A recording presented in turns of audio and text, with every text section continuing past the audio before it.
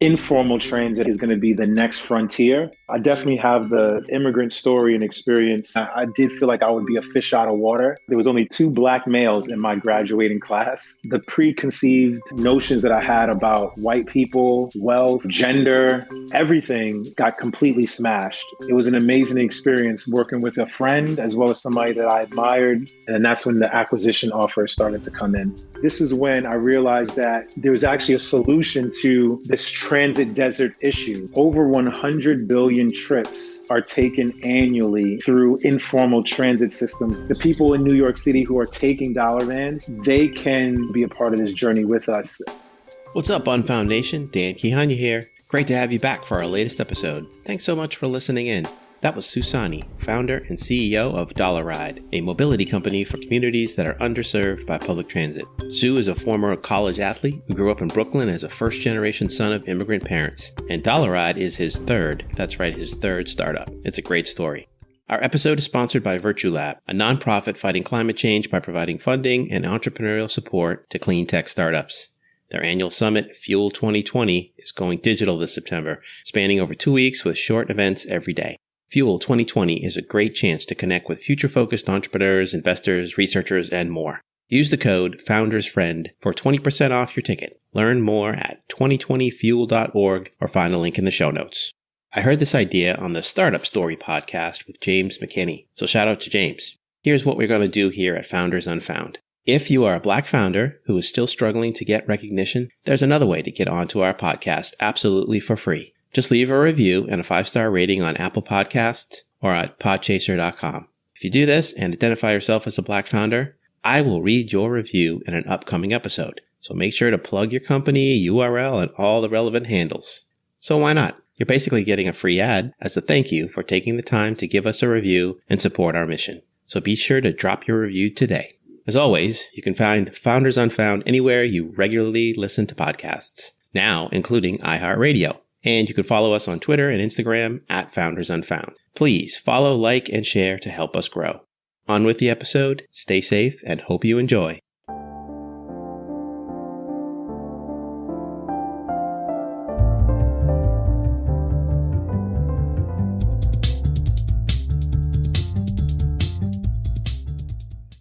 Hello, and welcome to Founders Unfound, spotlighting the best startups you don't know yet. We bring you stories of exceptional founders from underrepresented backgrounds. This is episode number 18 in our series on founders of African descent.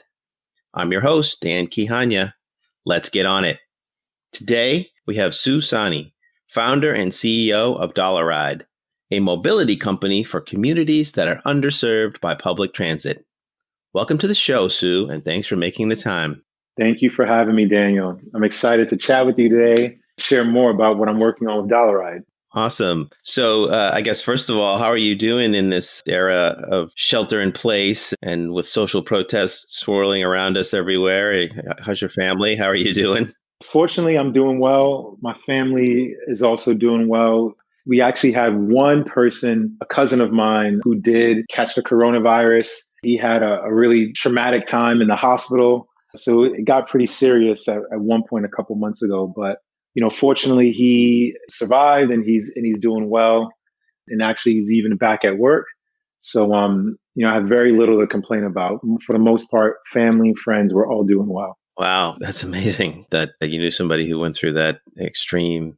I think the more this goes on, the more we'll all have somebody in our lives who may experience the seriousness of this. So let's just quickly start off with, why don't you just explain very quickly, what is Dollaride? How does it work?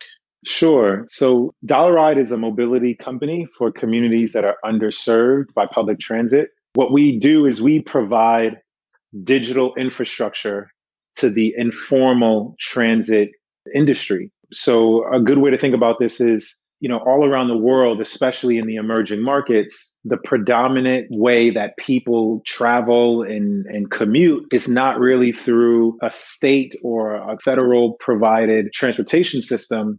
It's through informal transit, where there are local entrepreneurs who have their own vehicles or maybe renting a vehicle, but they basically provide a fixed route service in local cities and neighborhoods for the public, and they do it for profit. So now that transportation is becoming more and more of an issue, because of the inequities that exist because of public transit's rigid infrastructure, informal transit, I think, is going to be the next frontier. So Dollaride is creating the digital tools and infrastructure that makes it easy for these types of informal drivers to pick up more passengers and serve a larger community of riders. And we also partner with government agencies and other businesses so that they too can access informal transit. I love it. I know that in many, many places around the US and even around the world, there's, just as you said, sort of this loose, informal network of transportation providers. It makes total sense that somebody would come along and make that more efficient and easier for riders. But before we get more into Dollaride, let's hear a little bit more about you. So you're in New York. Are you from New York? I currently live in Bed-Stuy, Brooklyn, but I'm a New Yorker born and raised through and through. So I grew up in East New York, Brooklyn. My family currently lives in Jamaica, Queens. So that's where my parents live. And I lived there at one point before moving out of the house and taking care of my own deal. But yeah, I've been living and working in New York for majority of my life. It's a one-of-a-kind place. And is your family from New York? No, not originally. We're immigrants to this country. My family's from Nigeria, and there's a huge Nigerian network in New York City. But for the most part, my parents immigrated here in the 70s along with several of their friends and some family members. And, over the next couple of decades, they created this or at least joined this huge network of Nigerian families around the New York City area, who all seem to work together and help raise each other's kids. I definitely have the immigrant story and experience as growing up in New York, but I was fortunate to be surrounded by a huge, loving network of fellow Nigerians and Nigerian Americans. Yeah, that can be so powerful for sure. And so were your parents entrepreneurs? Did you have some inclination to being an entrepreneur when you were young? Was it entering your thought process early, or how did you think about entrepreneurship? Wow. It's funny because I wish, my parents were more entrepreneurial or that I had stronger examples of entrepreneurship in my immediate household. In fact, for me, I thought I was going to be a doctor, most of my life until I got into college and was studying pre-med and I was a biology major. And then, I realized that this is not really for me.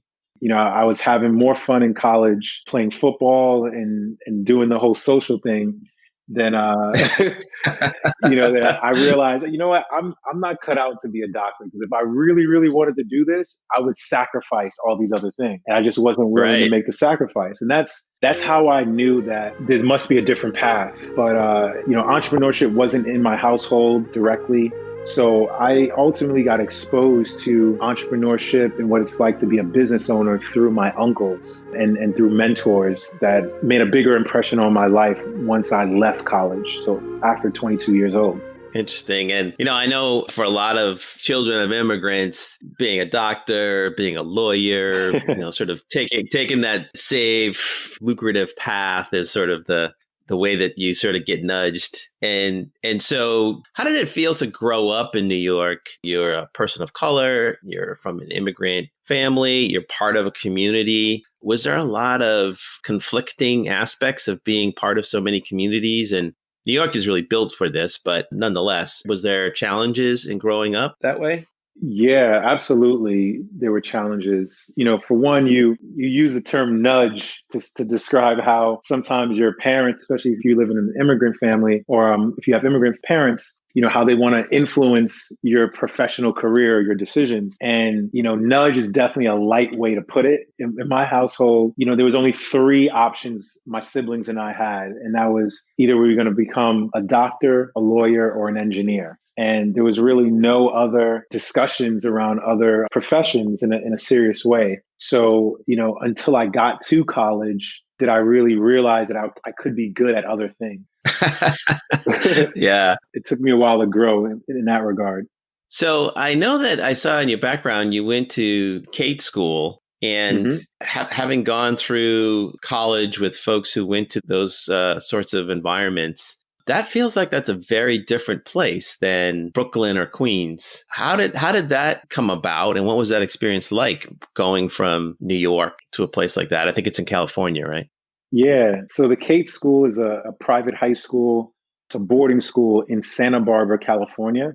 There's a whole network of very prestigious and expensive boarding schools on the East Coast. So for any of the listeners, you might hear these names because a lot of times, our country's foremost politicians, business owners, titans of the industry, they send their kids to these types of schools, high schools. So, I was looking at schools like Choate, Rosemary Hall, Exeter, Andover, these really like old kind of prestigious, stodgy boarding schools on the East Coast, but none of them, really spoke to me. And I did feel like I would be a fish out of water. But I got the opportunity to learn about the Kate School through a program that I attended in New York City called the Boys Club of New York. And the Boys Club is basically like the Boys and Girls Club, but it's focused on New York City young men. It's set up as like an after school program where you can get help for homework, but also engage in extracurricular activities. But what the Boys Club does is they kind of create a pipeline for these young men to get exposed to private schools and the network of schools that they have relationships with. So ultimately, I was performing well at the Boys Club and also in my current school in New York City, almost like an A student, very active. I played basketball, I ran track, I was part of the computer club, I was doing all these different things. So the Boys Club identified that I had the type of talent and maybe the pedigree to also do well at a private school. And they paved the way for me to check out the Kate School, to fly over and visit. And once my family and I, saw the school, met some parents, talked to the staff, it was a no-brainer for me. It was something that I knew would be transformational. Even at the age of 16, I had the foresight or like maybe even the instinct to feel that taking myself out of my usual environment in Brooklyn and going across the country, living somewhere on my own and learning what it's like to be amongst different people would be a positive change for me that could benefit me in the future. Fortunately, my parents supported me in making that decision, and I was off to the races from there. Wow. It's one thing to have that instinct and say, oh, this is a good opportunity. Well, what was the reality, though? That must have been a pretty dramatic change. Did you build yourself up sort of being open, or did you find yourself, coming to it with preconceived notions and just expectations that got blown away? Oh, yeah. I have to say that for me to even make that choice to go to the Kate School, going 3,000 miles away to a super affluent private school, I was one of, in fact, there was only two Black males in my graduating class. And I went from a school in New York City that had, I think at the time we had 1,600 students, whereas the Kate School in its entire school had only 260 students. So everything was different inside and out, from, schooling to even the environment and the cities that we're in. But I think at the end of the day, there must have been things that had gone on in my life and experiences that I had that made me open to change and really welcoming of challenges. I have to attribute that to just my family and my parents, and then some of the things that they put us through, like going away to sleepaway camp and playing on a traveling basketball team and a traveling football team. I got to see how being exposed to the broader world was constructive. So I relished the opportunity to go to the Kate School. To speak more to your point, it was definitely life-changing. And the preconceived notions that I had about white people, wealth, gender, everything got completely smashed, when I was living on my own and at this school. I can remember literally within the first week of school, there was a time where we were walking around Santa Barbara, which is a very affluent city. But in Santa Barbara, like in the downtown area, it has a super high rate of homelessness. I just remember thinking, oh, wow, although Santa Barbara is a rich place, there are people who are also financially struggling, and they're struggling in the same way that I've seen people struggle in New York City, where, you see homelessness right out in the open everywhere. There were things that I think were new to me when I went to the Kate School, but I think I certainly became a better person because of that whole experience. Yeah, I think you used the word transformative, which is pretty clear from the way you're describing it. And what a tremendous opportunity and a catalyst for the future for your life. So you go to college, and I think you went to Boston College. Is that right? Yep, that's correct. And what did you study there? Like many college students, I bounced around between majors for a few years. I eventually graduated with 2 degrees. So a bachelor's in psychology and then a master's in business management. That's a good combination. And so where did that take you? What did you do out of school? Well, first and foremost, I was also playing football at Boston College. Which is no small school for football. Yeah. So it's legit. To say the least, the people of Boston, they take sports very seriously. And when I was in school, this was, I can say, the early 2000s, Boston College was a really big deal. You know, we were nationally ranked. We were on a streak of going to bowl games every year. So, you know, it was like being a little bit of a mini celebrity on campus and even around Boston when I was playing football then. So that definitely shaped my college experience. And it also opened up a ton of different doors for opportunities outside of school. For the first maybe 2-3 years, I did have this dream of playing in the NFL. But once it became clear to me that that wasn't going to be my path, I completely focused on getting a job and establishing myself in the working world. So I started taking internships during the last couple of years of school, even while playing football. And I ultimately met a couple of people. One guy was an alum and also a former football player at BC. He was an entrepreneur. He had successfully founded companies, sold companies. He'd been on boards of a few others. He literally took me under his wing and became a mentor to me because we had similar backgrounds and stories. He also grew up in Queens. We funny enough, we played football for the same little league team. Basically, we had a lot of connections. So I think he just had a liking to me, and he just exposed me to this whole world of entrepreneurship and venture and startups. That's really where my mind started to change about what I wanted to do. But the first job that I got outside of school was working at an investment bank. And that was also kind of supported and set up through my mentor and some people at the Boys Club of New York. They had trustees and board members who were also partners at this investment bank. Once I was able to get my foot in the door through an interview, I took it from there and was able to get a job in finance for the first couple of years out of college. So that's what led me right out of Boston College into the working world. Nice. I'm hearing a lot of common themes of kind of serendipity of places and organizations and people that are sort of teeing you up to guide your journey. So that's a great story. Well, can I add something real quick? Serendipity has a connotation to it that reflects a little bit of luck. And I think that is definitely true to a certain degree. But I do want to give agency to our ability as human beings, and especially people who are in the entrepreneurial world. I need to speak to the importance of making good decisions that have outsized returns and impacts on your life. Because, at some point during these different junctures in my life, I did need to decide to go to the boys club and take these exams and things that they were putting me through seriously because I valued what was on the other end of the rainbow, or other end of this journey. And similarly with deciding which school to go to, what first job you take, who you engage with as a partner, these things become platforms for the next stage of your life. And I recognized early on when I was young, I'm not sure exactly how or why, but I recognized that whenever I reached these different crossroads that seemed like either an opportunity or potentially a mistake, I really honed in and focused on this type of decision and whether it would change my life for the better.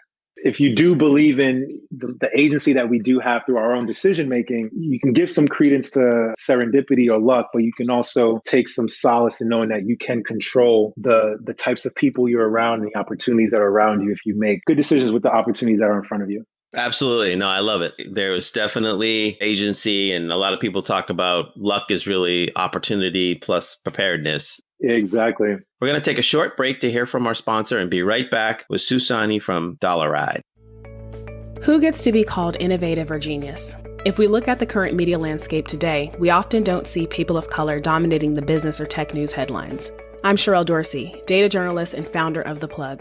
Our work in reporting has been featured in and used by top names like Vice, The Information, and casting directors at ABC Shark Tank. The Plug cuts out the noise to bring you news, insights, and analysis of trends shaping venture capital, startups, policy, and ecosystems within Black innovation communities. Join our annual Pro membership and get exclusive access to our weekly long-form reporting and monthly member calls, which puts you directly at the table with leading innovators and firms around the country. Also access our data libraries of indexes such as our Black-owned VC Firms Index or the top 100 Black researchers in artificial intelligence and machine learning. Use code UNFOUND to save $10 on our annual subscription at tpinsights.com. That's T as in the and P as in plug, insights.com.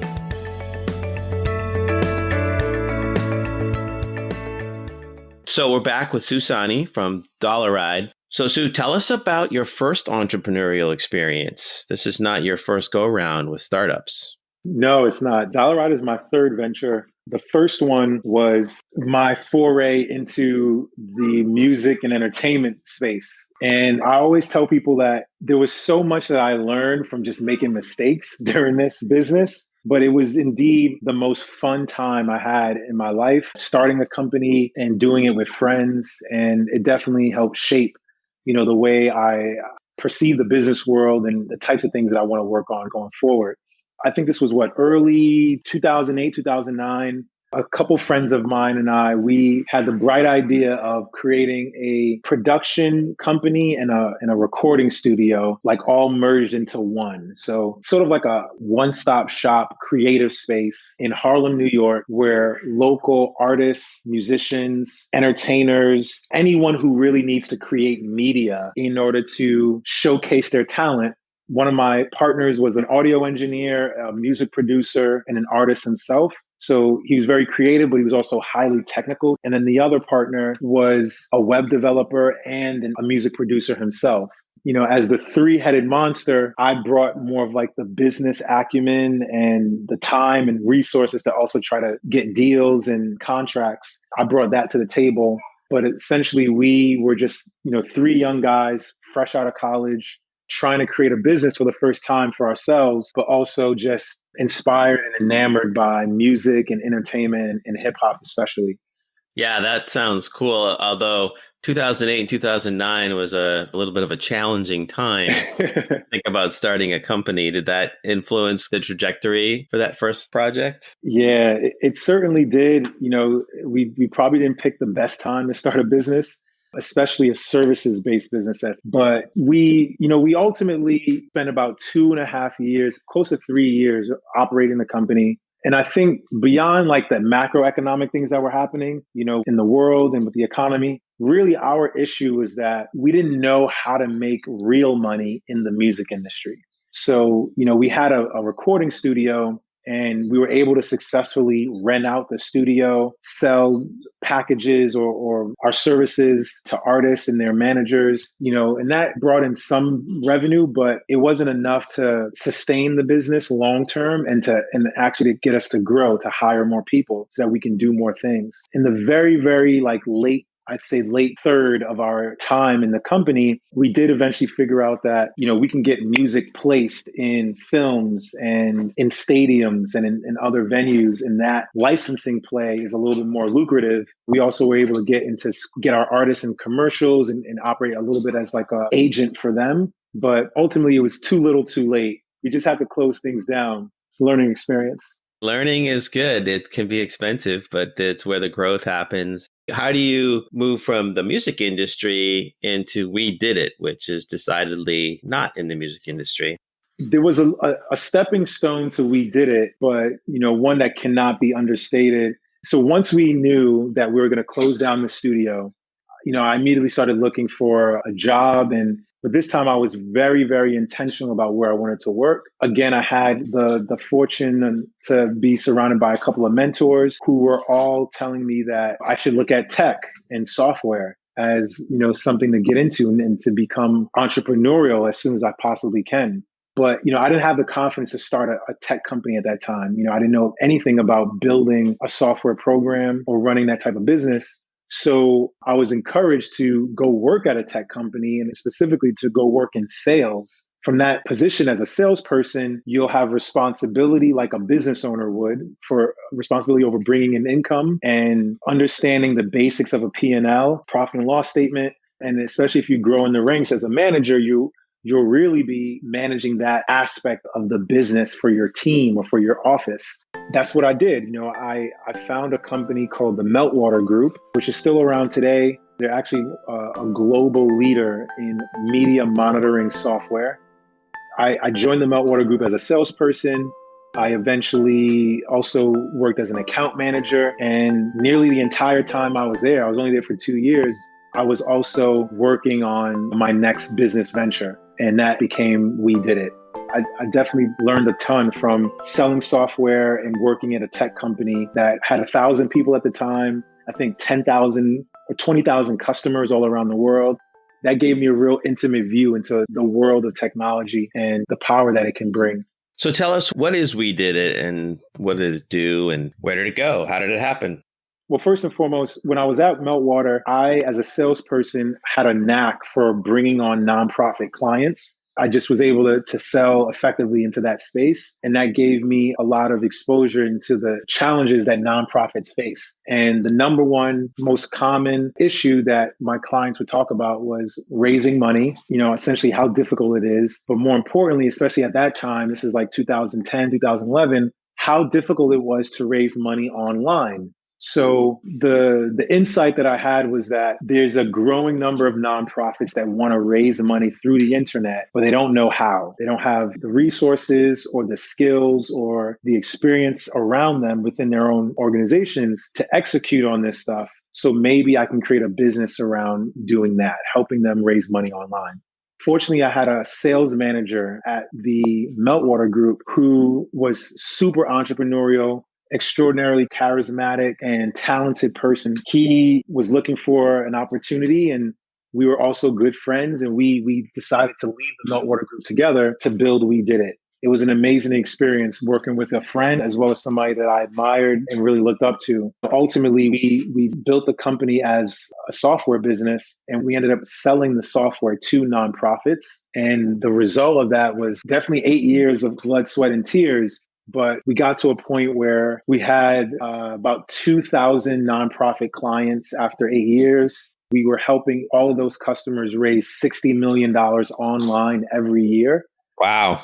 Yeah, it's humble beginnings, because we started out literally in our apartments in Brooklyn. My co-founder and I, we moved in together in a small apartment in Bushwick. And, we ate ramen noodles for like 2 years while we figured out how to cobble together a team and build the software and sell it.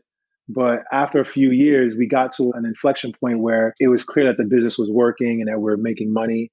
And then that's when the acquisition offers started to come in. What was that inflection point? Can you tell us more about that? I mean, was there an event, or you just saw everything sort of coming together? I mean, what was that inflection point where you were like, yeah, this is really running now?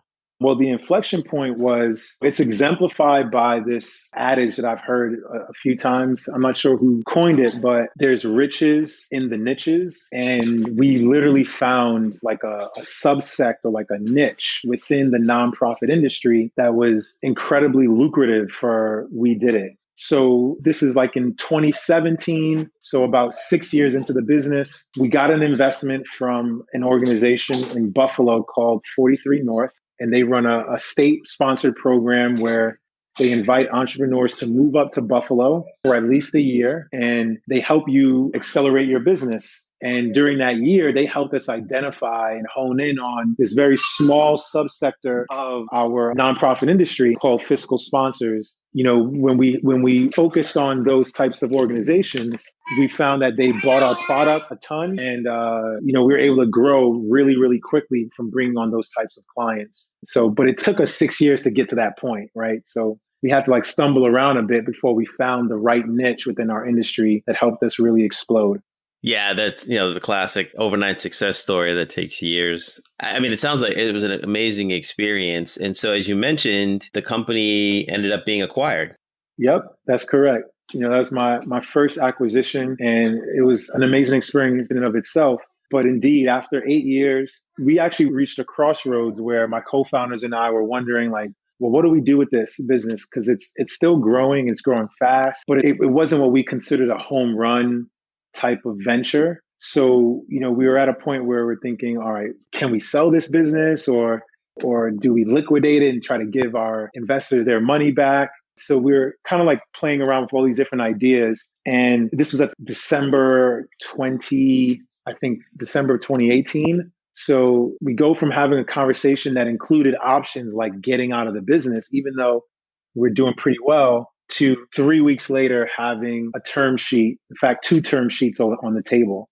So it was like a complete 180 turn of events that happened. And that's when things got a lot more serious and we got really excited about, going through this next stage of the company where it could be acquired and become part of a much larger business and the product can still live on. Were you out looking and talking to people? Or that's a pretty quick transformation of events. How did you go in 3 weeks from sort of this, where do we go from here, to, wow, there's a bunch of people interested in making us a part of them?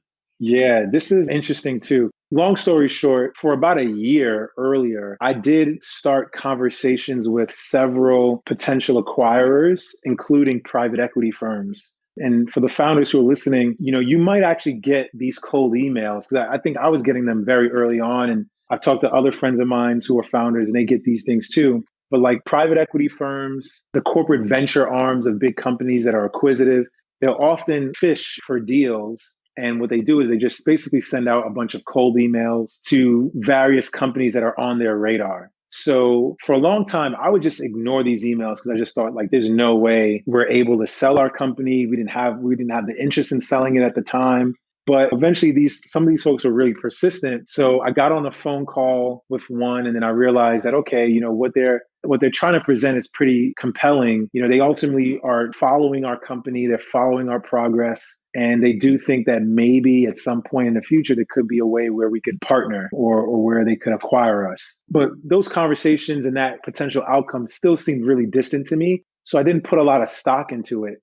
But I would say, though, from start to finish, it was about a year-long process of talking to one particular private equity firm and consistently sharing updates around the business and our traction with them for 4 to 5 quarters in a row. And ultimately, once they saw that we continued to grow and our business was doing well, they were the first ones to present an opportunity to join forces with one of their portfolio companies. That makes a lot of sense. And then once I got that one term sheet, we had a little bit of time to shop it around. And then we got another term sheet from another potential acquirer. So there was a little bit of a snowball effect after you get that first opportunity.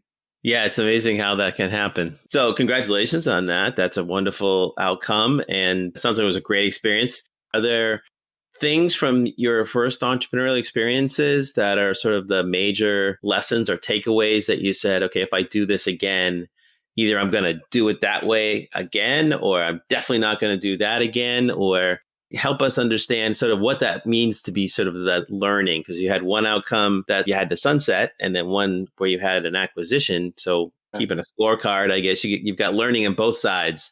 Absolutely.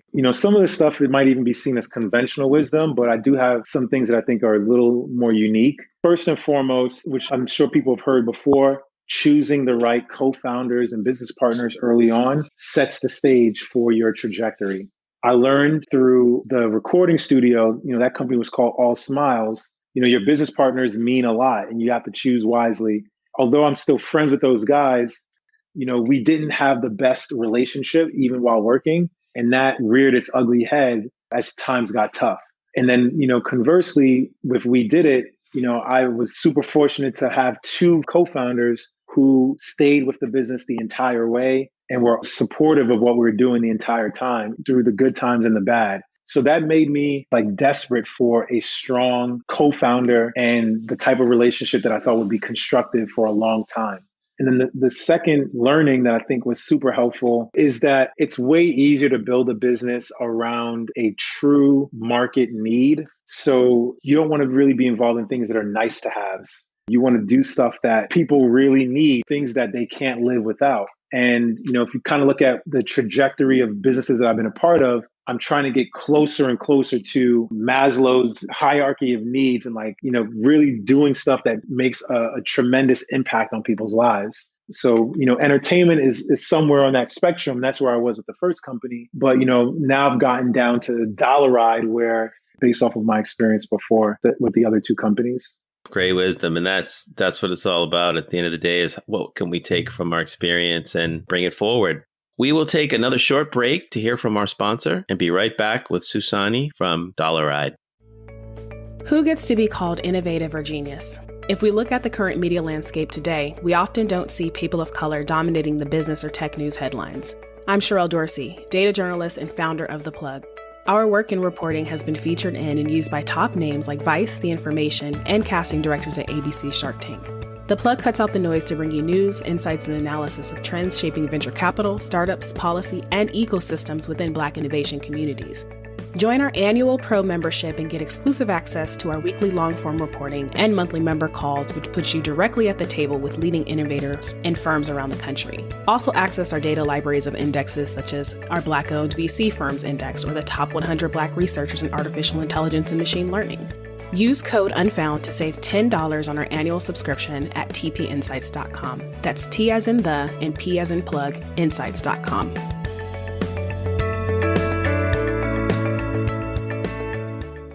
So we're back with Susani from Dollaride. So Sue, we're having a great conversation, and now let's hop into Dollaride. Let's hear about, where did the idea come from? What's the origin story behind Dollaride? Sure. Dollaride came from a combination of experiences that I had in my life that confirmed that I wanted to dedicate the rest of my life to solving a transportation-related issue. When I lived in East New York, Brooklyn, this is where I grew up. As early as 7 years old, I remember having to walk 25, 30 minutes to the nearest subway. And it was kind of strange at the time, even at 7 years old, that my commute was so challenging. Like I had to start out with a half an hour walk, even though we lived in the greatest city in the world with the greatest public transportation. I and my sisters, we were walking to school or going to school. And that began with a walk just to get to the subway. Moreover, once we were in the subway system, it still took us another hour to get to school. So I just hated my commute at a young age. I lived in a neighborhood that was also relatively rough. So, it didn't feel safe walking to school at 7 a.m. when it's still dark and cold out, and you live in East New York, Brooklyn in the early 90s. That really shaped the way I thought about transportation access and its impact on families and people in their daily lives. But when I became an adult and was more entrepreneurial, this is when I realized that there was actually a solution to this transit desert issue, which is what I experienced when I was a kid. A transit desert is basically a place where people live, yet they have incredibly poor access to public transportation. And that inaccessibility could be a result of them being too poor to afford their own car, or the public transit system in their area just doesn't reach where they need to go, or maybe even the bus service in their local area doesn't come frequently enough for them to rely on it. So this cadre of issues are all reflected in this concept of a transit desert. I realized that in New York City, we have this ecosystem of dollar vans that operate in the outer boroughs, and predominantly they solve a problem for people who live in the transit deserts in these areas. In fact, two of my uncles were dollar van drivers back in the 80s. And, at the time when I was hanging out with my cousins and around my uncles, I remember always seeing that they had wads of dollar bills on them. And I'm like, Uncle, I know you're not a stripper, but what do you do? So I'm just kind of putting these things together as a young kid, but at one point, eventually I realized that they informed me of the job that they really do. And, they went from being single drivers, operating their own vehicle, to eventually having a fleet of vehicles and drivers who work for them. So this started shaping my ideology around dollar van business and its usefulness as an economic engine. So I got to a point with my uncles where I partnered with them to do a research project, where through that project, I learned about the dollar van industry, what their customers wanted, the transit issues that people are facing and why they choose dollar vans as a resource. And that research helped me decide that, I want to go into this business and then I can actually make it better using my skills as a technologist and as an entrepreneur. Makes a lot of sense. And I have experienced that myself. Shout out to my mom. My mom actually advocated in Boston back in, I think it was the 80s or 90s, for a bus route from the big shopping centers into neighborhoods so people could, go get their groceries and stuff. And I remember her lobbying with local politicians and government officials and the city council just to get this one bus route. So I'm pretty familiar with this concept of the transit desert. So have dollar vans been around for a long time? Are they in other cities? Yeah, they've been around for nearly 40 years in New York City. And you can find dollar vans in major cities all around the US, but especially in the emerging market. But in America, you find dollar vans in Miami, where they're called jitneys. They're also in Jersey City, so right across the bridge from us here in New York. But there's dollar vans and also hack cabs, which are kind of like the cousins to a dollar van. But you find these things in the major cities all around the country: Chicago, Houston, LA, and Atlanta. In fact, even San Juan, Puerto Rico has what we would call dollar vans. They call them Publicos, but they operate the same way. And it's the same type of ecosystem of entrepreneurs or contractors who have their own vehicles, and they are performing a public benefit service of transportation for their local community. Yeah, my father's from Kenya, and in Kenya they have something called matatus, which sounds very similar. They sort of roam around the city and pick up people and sort of get them from point A to point B. And I imagine there's many places around the world that have similar ecosystems, as you say.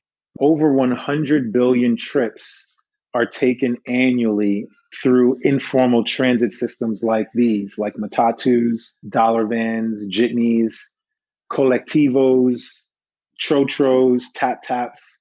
Just about, yeah, I can go on and on, but like every culture and ethnicity has their form of dollar vans. Tel Aviv, they're called charuts, but they all work the same way on a fixed route system. They're not backed by the government. They are just entrepreneurs who are investing their resources into transporting people in their local communities. Super fascinating and definitely a huge underground industry.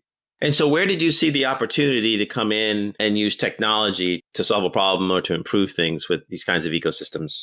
So there's something that I do now more often. And I think as I continue building businesses in my career, I always try to get to the people, get close to the people as possible. And what I mean by that is literally going out and talking to your customers and living their lives in their shoes as best you can, because it's then where you'll experience the problems that they face, and you'll experience it so intimately that the solutions might be even more obvious. I did this with dollar van drivers, where after interviewing about 60 drivers, riding around with them for days and days on end, doing like really intense research and creating relationships, I learned unequivocally that the one thing that dollar van drivers want to do is grow their businesses. And they oftentimes think about growing their businesses as expanding to new markets, right? So in New York City specifically, there's an oversaturation of drivers on particular routes. So the opportunity for a driver to make more money, in his eyes, would be to go to a new neighborhood where there's a fresh route and therefore little competition on that route. So what we saw as an opportunity at Dollar Ride was us using our skills as marketers and engineers to create new routes and build up the demand on that route before we deploy drivers to those locations. That's really what got us started in terms of providing value to the ecosystem that, made drivers want to work with us. That makes a lot of sense. And, it's almost like the Uberization of this dollar van ecosystem, right? Where there's this efficiency and synchronicity that you can achieve between demand and supply and maximize capacity and all that stuff. Actually, I think it's a brilliant idea. And because it is so, as you said, like loose networks and, I'm sure there's some regulations around being a dollar van driver, but nonetheless, it's not like there's a central dispatch, right? Correct. Yeah. And these are, some people might see these as barriers, challenges, but if you're a glass half full person, you look at this as opportunities. Definitely with dollar vans, matatus, and other informal transit, it's incredibly fragmented. So while that seems like controlled chaos at best, it also is an opportunity to create organization and transparency. And that's where we've been able to get, a lot of traction and create new transactions because we're the only company doing this style of work. And then we also play a really important part in helping the regulators understand why people are choosing this mode of transportation and where the gaps are in our current public transit infrastructure. I saw these systemic issues in the dollar van industry as just opportunities to do things better. And I think we're getting rewarded with being a bit courageous here.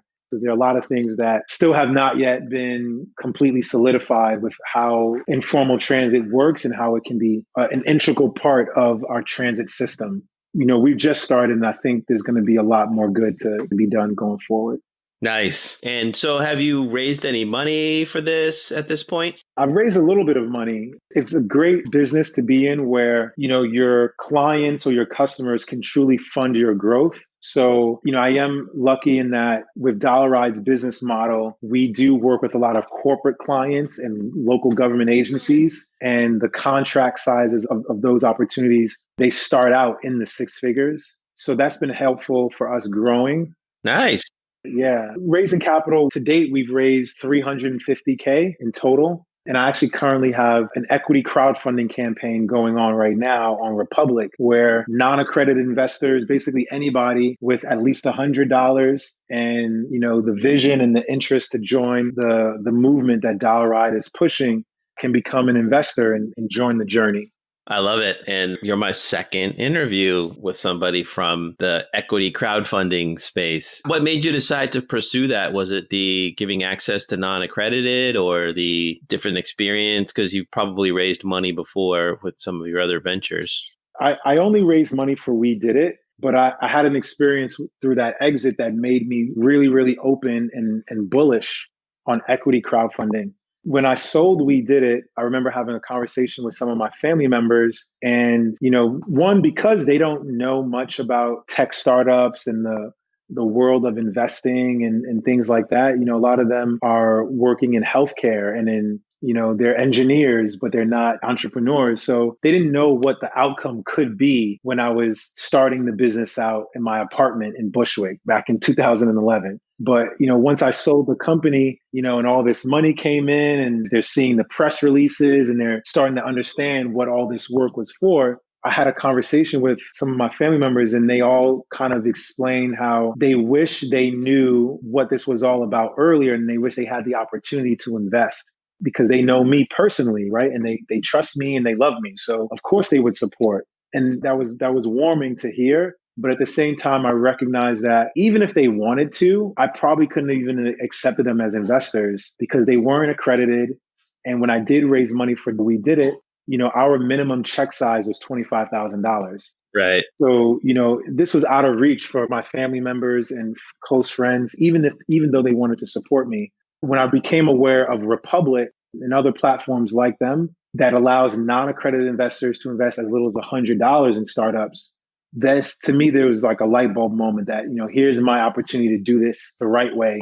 And more importantly, do it in a way where the local community, so drivers, pedestrians or potential passengers, the people in New York City who are taking dollar vans, they can invest in Dollar Ride and also be a part of this journey with us as a shareholder. That's the reason why I wanted to raise some money on Republic and provide this opportunity to, non-traditional tech investors.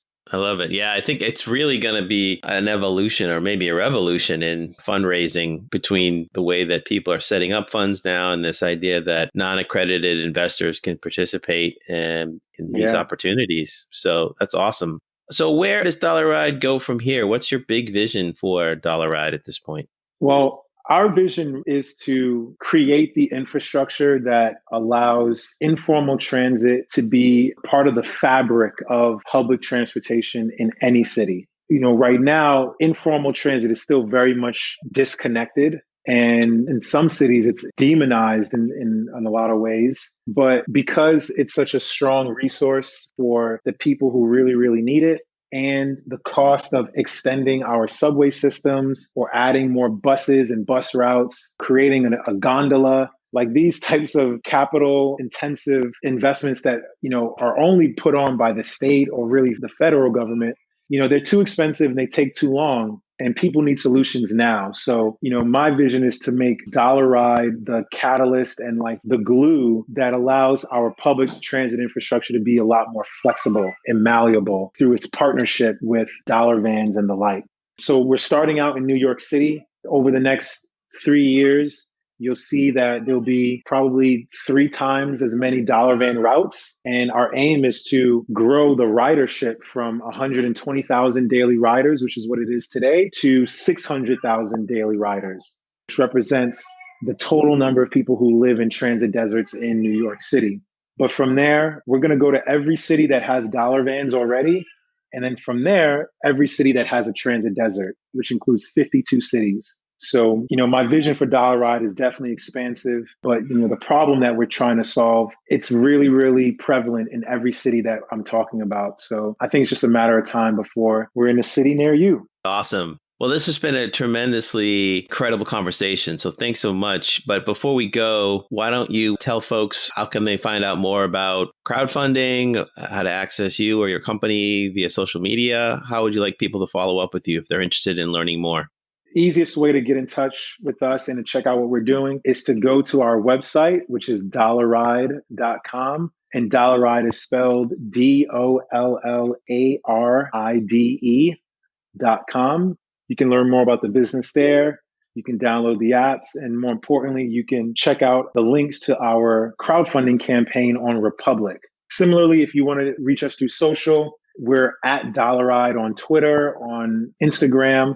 And we're also Dollar Ride on Facebook. So we're not hard to find at all. And that's a nice, clean URL and brand, which is always great. Well, thanks so much, Sue. This has been a great conversation. We really appreciate you taking the time. Daniel, thank you so much for having me. Hopefully I continue to do well with business and I can be back again for another story and another conversation. Yeah, let's count on that. Excellent. Thank you for your time, Daniel.